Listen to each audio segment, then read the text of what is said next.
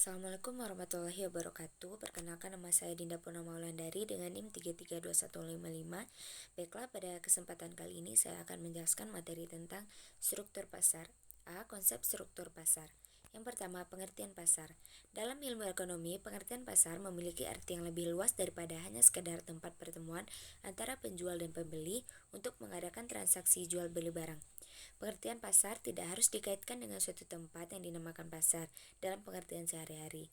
Pasar mencakup keseluruhan permintaan dan penawaran, seluruh kontak antara penjual dan pembeli untuk mempertukarkan barang dan jasa. Pasar adalah suatu tempat atau proses interaksi antara pembeli dan penjual dari suatu barang atau jasa tertentu, sehingga akhirnya dapat menetapkan harga, keseimbangan, dan jumlah yang diperdagangkan.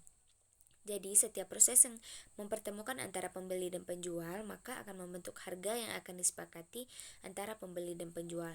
Secara sederhana, pasar dapat dikelompokkan menjadi menurut wujudnya.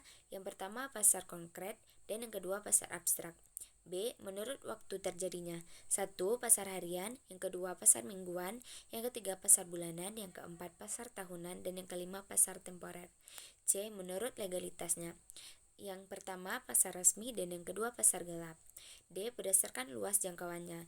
Yang pertama, pasar lokal, dan yang kedua, pasar nasional.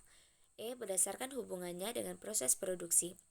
Yang pertama, pasar output atau pasar produk, yang kedua, pasar input, dan yang F. Berdasarkan strukturnya, terdiri dari yang pertama, pasar persaingan sempurna, dan yang kedua, pasar persaingan tidak sempurna. Yang kedua, pengertian struktur pasar. Struktur pasar menunjukkan karakteristik pasar seperti elemen, jumlah pembeli dan penjual, keadaan produk, keadaan pengetahuan penjual dan pembeli, serta keadaan rintangan pasar. Perbedaan pada elemen-elemen itu akan membedakan cara masing-masing pelaku pasar dalam industri berperilaku, yang pada gilirannya akan menentukan perbedaan kinerja pasar yang terjadi. Struktur pasar adalah karakteristik pasar yang mempengaruhi sifat kompetensi dan harga di dalam pasar. Unsur-unsur struktur pasar terdiri dari A. Konsentrasi, B. Diversifikasi produk, C. Ukuran perusahaan, D. Hambatan masuk, E. Integrasi vertikal, F. Diversifikasi.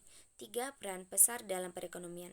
Pasar memberikan banyak peranan bagi pelaku-pelaku ekonomi. Bagi produsen, pasar memudahkan untuk memperoleh bahan-bahan keperluan proses produksi. Selain itu, pasar juga membantu produsen dalam proses penjualan barang dan jasa hasil produk. Pasar mempunyai 3 fungsi, yaitu sebagai berikut: A. Fungsi distribusi, B. Fungsi promosi, dan C. Fungsi pembentukan harga.